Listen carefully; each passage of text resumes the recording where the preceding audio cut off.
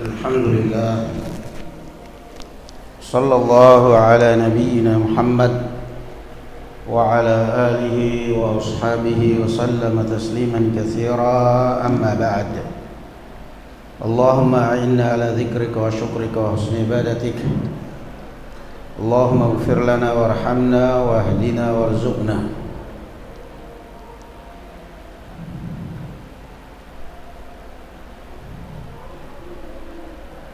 Ayat berapa terakhir?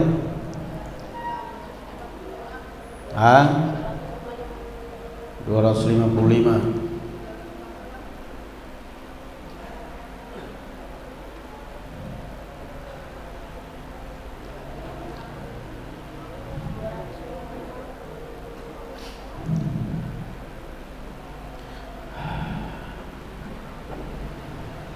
Ayat terakhir yang kita baca adalah Qaulullah Ta'ala, La ikraha fid din,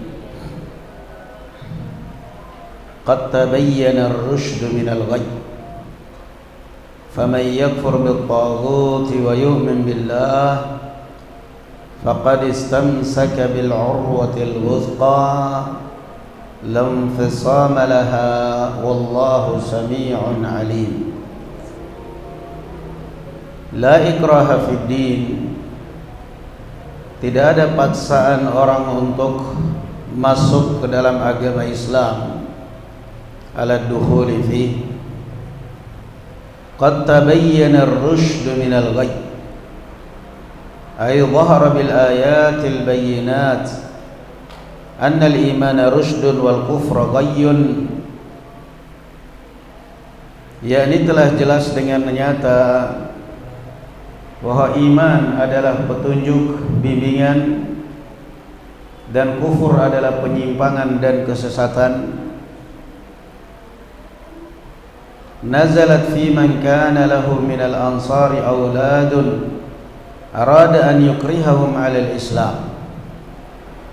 Ayat ini turun ketika sebagian kaum Ansar mereka ingin memaksa anak-anak mereka yang kufur untuk masuk Islam. Maka turunlah ayat ini.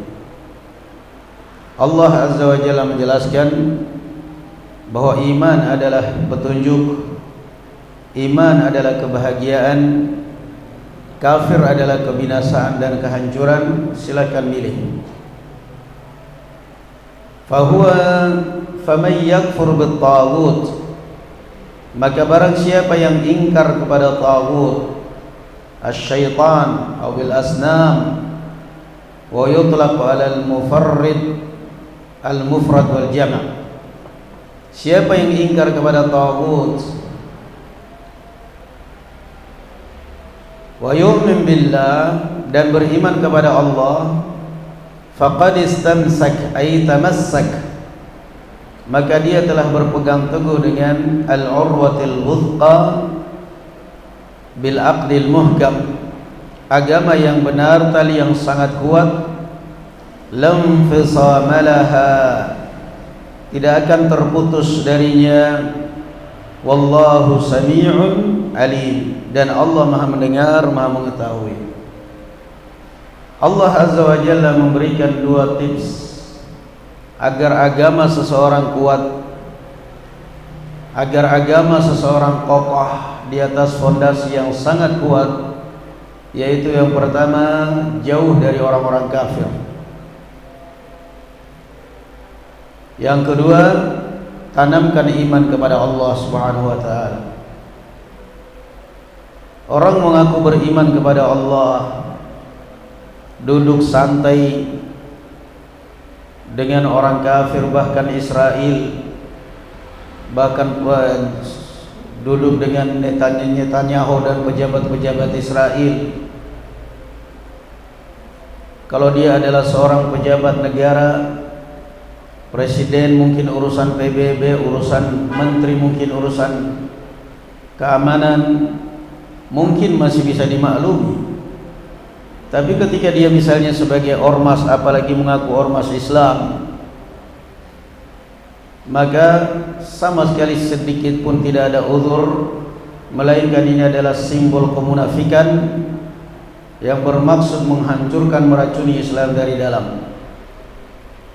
Kalau dia adalah seorang pemerintah, menteri, presiden, atau mungkin utusan presiden, mungkin urusan keamanan, urusan perdamaian, urusan perjanjian damai, Rasul sallallahu alaihi wasallam juga mengutus kepada kaum Yahudi untuk mengadakan perjanjian damai.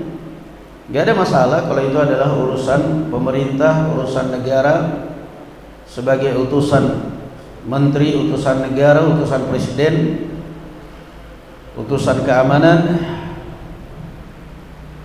Sekali lagi, tapi ketika dia adalah ormas Islam yang tidak ada kepentingan negara sama sekali, tiba-tiba berkunjung, foto bareng, duduk bareng, tertawa bareng, tidak ada yang bisa kita katakan minimal munafik nifaq i'tiqadi, minimal munafik orang yang seperti ini.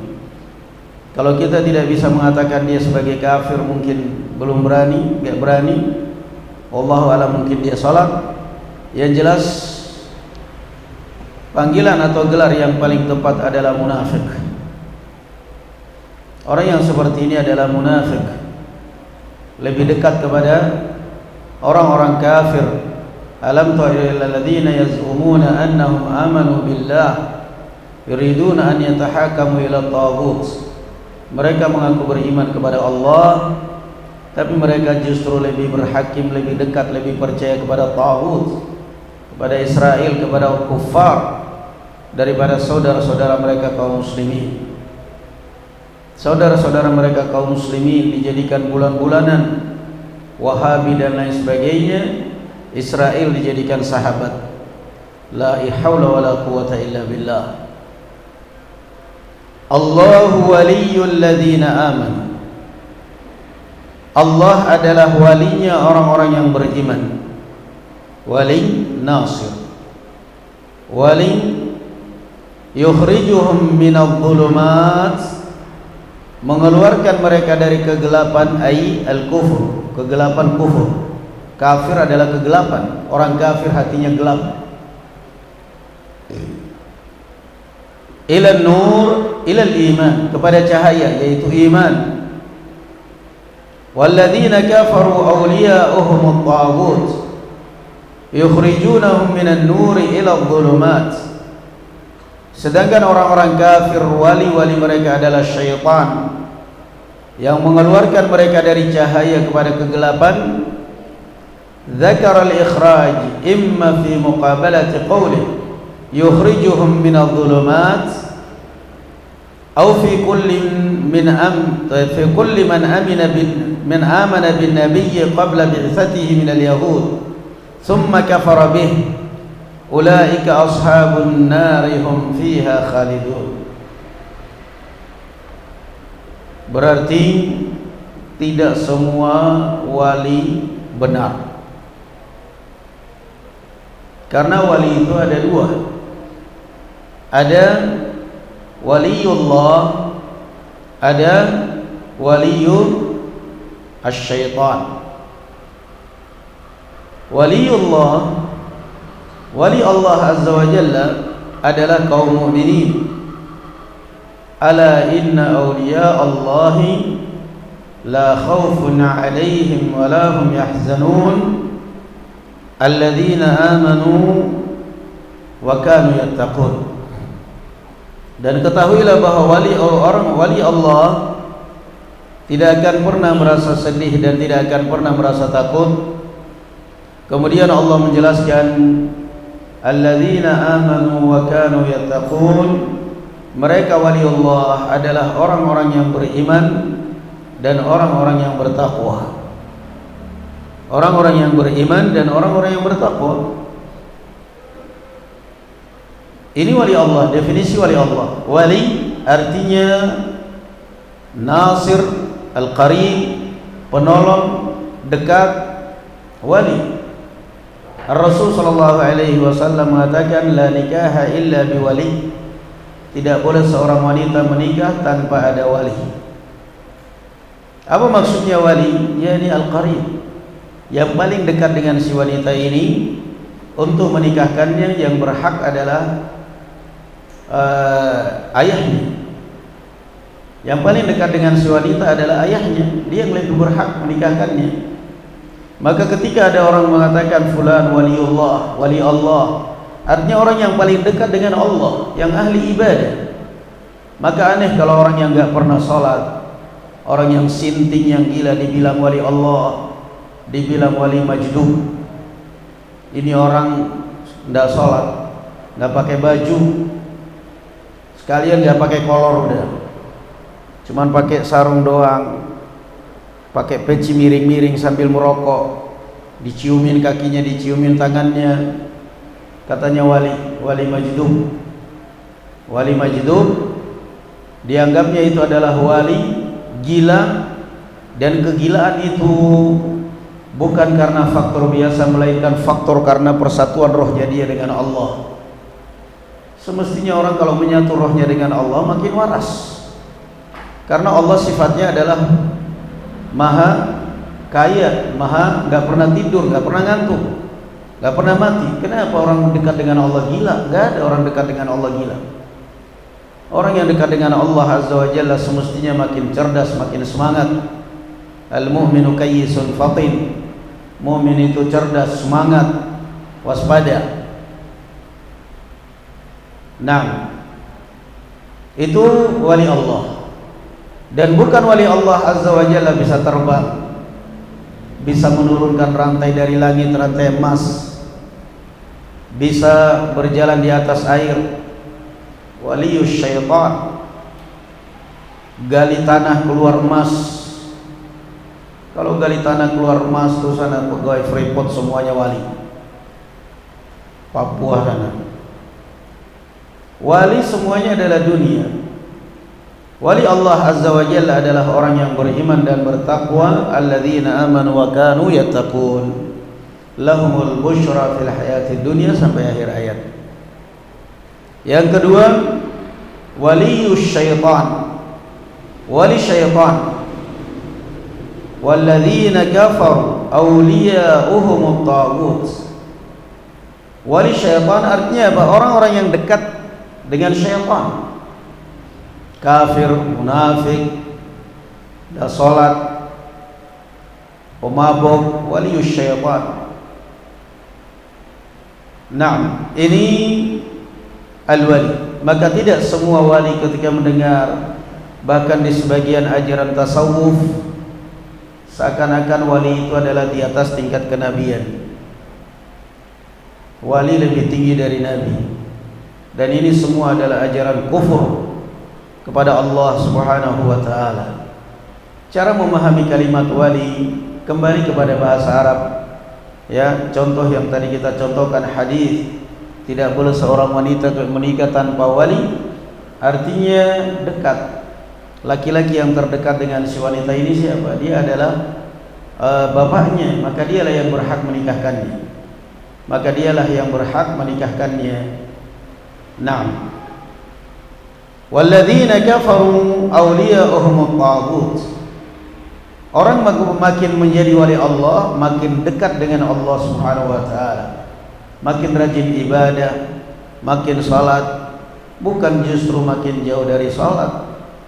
Dan ini adalah tariqat Yahudi yang diaplikat dalam bentuk tasawuf di dalam Islam.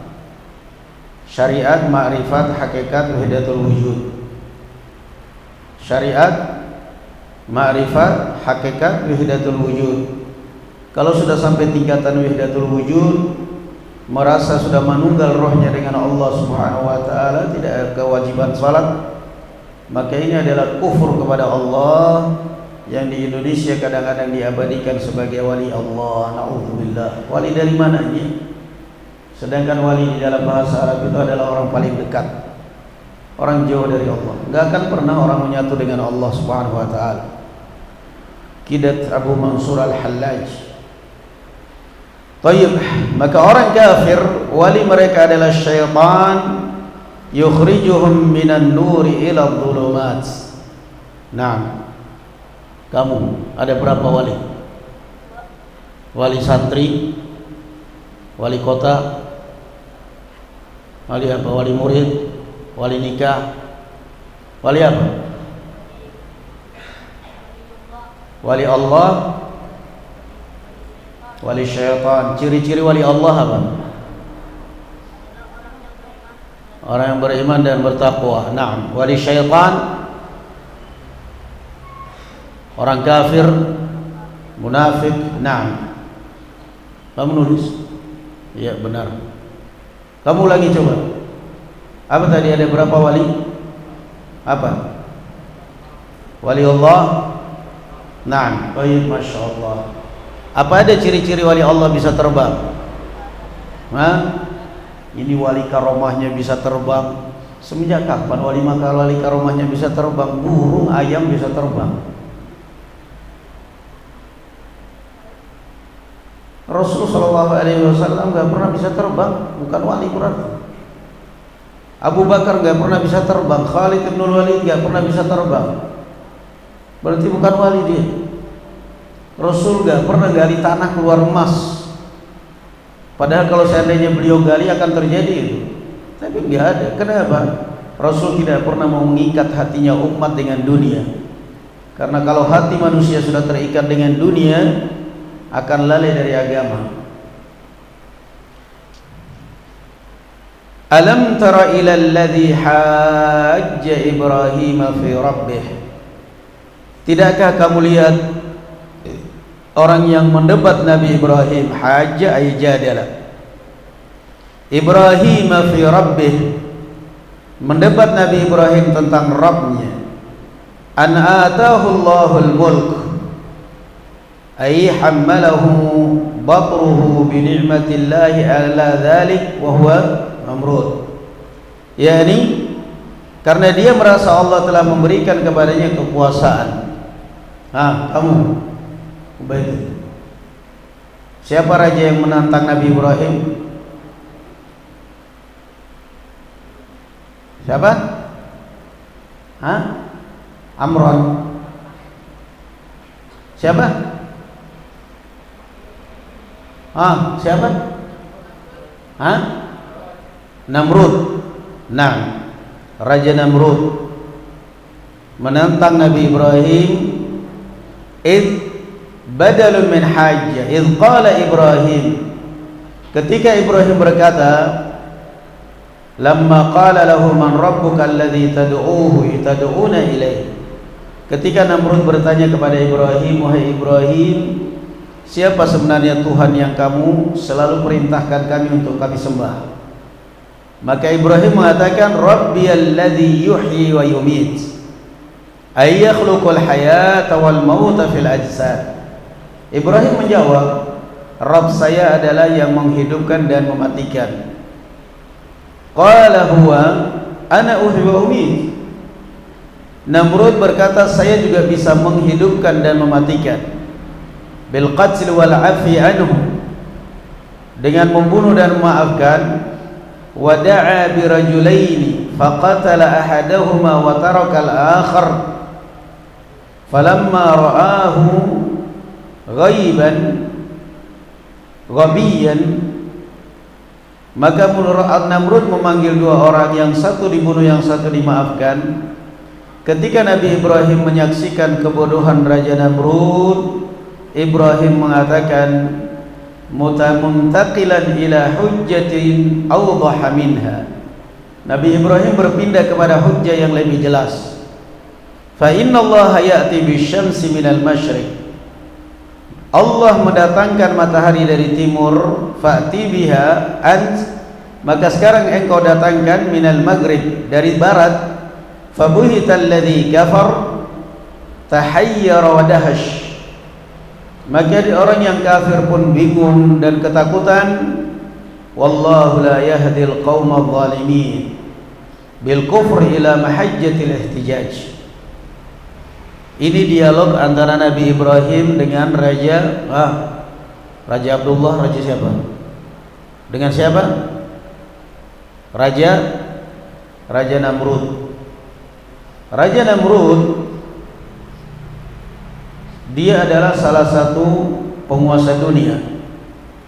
Ibn Abbas radhiyallahu anhu mengatakan, malakad dunya arba'atun kafiran wa musliman. Yang pernah menguasai dunia ada empat, dua orang kafir dan dua orang muslim. Dua orang kafir adalah Bakhtanassar dan Namrud. Bakhtanassar, Namrud. Sedangkan dua orang muslim adalah Sulaiman dan Dzulqarnain. Sulaiman dan Dzulqarnain. Namrud memanfaatkan kekuasaannya dan dia mengaku sebagai Tuhan. Mengaku sebagai Tuhan. Diazab oleh Allah Azza wa Jalla dengan seekor binatang kecil yang menyusup di dalam hidungnya yang tidak bisa dikeluarkan. Tersiksa siang dan malam. Memanfaatkan kekuasaannya, dia pun menantang Nabi Ibrahim. Nabi Ibrahim diutus di mana? Dari mana Nabi Ibrahim? Hah? Dari mana? Babilonia. Di mana itu Babilonia? Hah? Tegal Sari. Dari mana? Dari Irak. Nabi Ibrahim dari Irak. Dari Irak kemudian berhijrah ke Makkah, meninggalkan Ismail dan Hajar, dan kemudian beliau melanjutkan perjalanan ke Baitul Maqdis, Mesir. Namrud,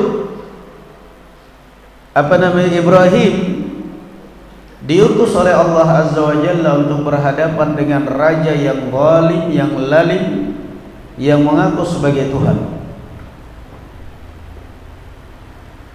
Mengajak dia untuk kembali kepada Allah Subhanahu wa taala. Tuhan disuruh kembali kepada Tuhan. Namrud marah. Maka dia berkata kepada Ibrahim, "Wahai Ibrahim, apa Tuhan yang kamu ajak kami untuk kami sembah itu yang bagaimana? Tuhan apa maksudnya? Tuhan apa maksudnya?" Maka Ibrahim mengatakan, "Rabbiyalladzi yuhyi wa yumiit." Kata Ibrahim, Tuhan saya adalah Allah yang mampu menghidupkan dan mematikan. Namrud dengan enteng menanggapi jawaban Nabi Ibrahim dan mengatakan, "Ana uhyi wa umiit." Itu mah gampang, saya juga bisa, katanya. Saya juga bisa menghidupkan dan mematikan. Mau contoh, mau bukti? Dipanggillah dua orang yang di dalam penjara. Yang satu sudah divonis mati, yang satu belum. Kemudian yang sudah divonis mati oleh Namrud dibunuh, dan yang belum divonis mati dibiarkan hidup. Kata Namrud, tuh saya bisa menghidupkan dan mematikan. Yang ini saya hidupkan, yang ini saya matikan. Padahal maksudnya Nabi Ibrahim itu atau bukan? Maksudnya Nabi Ibrahim apa? Maksudnya Nabi Ibrahim menghidupkan yang dimatikan. Itu maksudnya Nabi Ibrahim. Rabbiyalladzi yuhyi wa yumiit. Rabb saya adalah Rabb yang mampu menghidupkan, mematikan, menghidupkan kembali yang sudah dimatikan. Itu maksudnya Nabi Ibrahim. Cuma karena kebodohan Firaun, Namrud. Kebodohan Namrud, dia pun memahami dengan cara seperti itu. Ana uhyi wa umiit. Kayak sulap. Maka Nabi Ibrahim alaihissalatu wassalam menantang Namrud dengan yang lebih dahsyat, yang lebih kuat, sehingga tidak bisa diotak-atik oleh Namrud. Ibrahim mengatakan, "Fa inna Allah ya'ti bisyamsi minal masyriq, fa'ti biha minal maghrib." Masih ada satu lagi, wahai Namrud. Allah yang saya sembah mendatangkan matahari dari timur ke barat. Sekarang kalau kamu sebagai Tuhan, kamu balik, datangkan dari barat ke timur. Fabuhital ladzi kafar. Namrud pun bingung, kelimpungan, kalah. Wallahu la yahdil qaumadh dhalimin. Namrud akhirnya menyerah, gak bisa berbuat apa-apa. Maka dari situ Nabi Ibrahim terus dipantau, terus diawasi. Ayahnya Nabi Ibrahim yang bekerja berprofesi sebagai pembuat patung. Subhanallah. Ayahnya berprofesi sebagai pembuat Tuhan. Hanya Nabi Ibrahim, Azar, profesi sebagai pembuat Tuhan, pembuat berhala. Dia produksi berhala dijual untuk Tuhan. Sementara anaknya Nabi, anaknya Nabi. Suatu ketika ada upacara yang semua masyarakat diwajibkan menghadiri upacara tersebut, Id bagi mereka, sehingga Nabi Ibrahim pun diajak oleh ayahnya untuk mengikuti upacara adat atau Id adat dan tidak boleh tertinggal. Nabi Ibrahim alaihi salatu wassalam mengatakan beralasan, qala inni saqim, fa nadhara nadratan fin nujumi faqala inni saqim. Nabi Ibrahim mengarahkan pandangan ke bintang, kemudian mengatakan inni saqim, saya sedang sakit, saya sakit. Bagaimanapun orang kalau diajak melakukan sesuatu yang tidak sejalan dengan hatinya, dia akan merasa sakit. Keesokan harinya ketika Namrud dan para pengawal dan masyarakat semuanya sedang pergi mengadakan upacara, mengadakan Id, Ibrahim alaihi salatu wassalam diam-diam masuk ke tempat berhala, ke tempat peribadatan Namrud dan kaumnya dengan membawa kampak, dan dihancurkan semua berhala-berhala sesembahan Namrud dan kaumnya. Faja'alahum judzadan illa kabiran lahum la'allahum ilaihi yarji'un. Dihancurkan semua berhala-berhala itu kecuali berhala yang besar, dibiarkan oleh Nabi Ibrahim untuk menjadi penanggung jawabnya. Diratakan semua berhala-berhala yang kecil-kecil, kecuali berhala yang besar dikalungin kampak. Setelah mereka melakukan upacara Id, mereka pun kembali ke kuil untuk beribadah, untuk meminta keberkahan pada berhala-berhala mereka, untuk meminta diberkahi. Mereka begitu kaget melihat sesembahan mereka, Tuhan-Tuhan mereka hancur berantakan. Aneh, Tuhan hancur berantakan. Namrud berteriak, "Man fa'ala hadza bi alihatina innahu laminadh dhalimin." Siapa yang berani melakukan ini dengan Tuhan-Tuhan kita? Sungguh ini orang sangat zalim. Kenapa mereka tidak mengatakan mereka orang ini orang hebat? Tuhan bisa dihancurkan sama dia. Ini mestinya orang hebat. Tuhan bisa disikat semua sama dia. Mereka mengatakan innahu laminadh dhalimin. Ini orang zalim. CCTV enggak ada, bukti-bukti enggak ada. Hanya saja ada dugaan kuat. Sami'na fatan yadhkuruhum yuqalu lahu Ibrahim. Tidak ada bukti kalau Ibrahim yang melakukan. Tapi seringnya kita mendengar ada satu anak muda yang sering nyindir-nyindir sesembahan kita ini, berhala kita ini. Sepertinya ya siapa lagi kalau bukan dia. Lagi pula dia gak datang waktu Id. Dia sering nyebut-nyebut berhala kita, dia sering nyinggung, dia sering nyakitin, meremehkan. Sepertinya siapa lagi kalau bukan dia pelakunya. Qala fa'tu bihi ala a'yunin nasi la'allahum yashhadun. Namrud mengatakan, panggil Ibrahim, sidang di hadapan umum, saksikan orang banyak, supaya orang pun tahu betapa besar resikonya orang bermain-main dengan berhala kita ini. Sama dengan berhala-berhala yang disembah sekarang, kuburan yang dikeramatkan, berhala. Sama itu berhalanya Nabi Ibrahim. Kuburan yang dikeramatkan, dihiasi, divariasi, semua perbuatan Yahudi, perbuatan kaumnya Nabi Ibrahim. Nabi Ibrahim dengan santai menjawab, "A anta fa'alta hadza bi alihatina ya Ibrahim?" Kamu yang melakukan ini dengan sesembahan kami wahai Ibrahim? Kamu yang menghancurkan ini? Nabi Ibrahim berpikir, kalau saya jawab iya, terlalu polos, tidak tercapai tujuan saya. Kalau saya jawab bukan, bohong. Maka Nabi Ibrahim alaihi salatu wassalam mengajak mereka untuk berbicara, untuk berpikir cerdas. Qala bal fa'alahu kabiruhum hadha fas'aluhum in kanu yantiqun. Surat apa itu?